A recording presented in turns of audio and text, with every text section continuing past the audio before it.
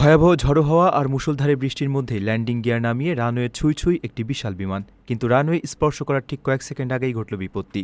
আচমকা বাতাসের তীব্র ঝাপটায় রীতিমতো টলমল করে উঠল এয়ার নিউজিল্যান্ডের A321 উড়োজাহাজটি। কোনো ঝুঁকি না নিয়ে এক মুহূর্তে সাহসী সিদ্ধান্তে পাইলট আবার আকাশে নিরাপদ উচ্চতায় উড়িয়ে নিলেন বিমানটিকে। অস্ট্রেলিয়ার ব্রিসবেন থেকে নিউজিল্যান্ডের ওয়েলিংটন বিমানবন্দরে অবতরণের সময় এই শ্বাসরুদ্ধকর ঘটনাটি ঘটে। ওয়েলিংটনের আবহাওয়া সেদিন এমনিতেই বেশ বৈরী ছিল, তার উপর শেষ মুহূর্তের এমন প্রতিকূল পরিস্থিতি যে কোনো বড় দুর্ঘটনার কারণ হতে পারত।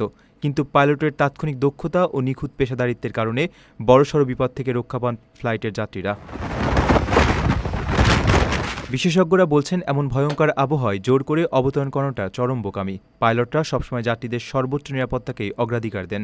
ওয়েলিংটনের এই ঘটনাটি আবারও প্রমাণ করল বৈরী পরিবেশে পাইলটদের শেষ মুহূর্তের সিদ্ধান্ত বা গো অ্যারাউন্ড ঠিক কতটা গুরুত্বপূর্ণ। প্রবাসীর সিটিতে চলছে বহুল আলোচিত ফ্রি ফ্ল্যাট অফার, অর্থাৎ আপনি যে টাকা দিয়ে এখন ফ্ল্যাট কিনবেন 5 বছর পর সেই সম্পূর্ণ টাকা ফেরত পাবেন, আর সেই সাথে পাচ্ছেন একটি ফ্ল্যাট একদম ফ্রি।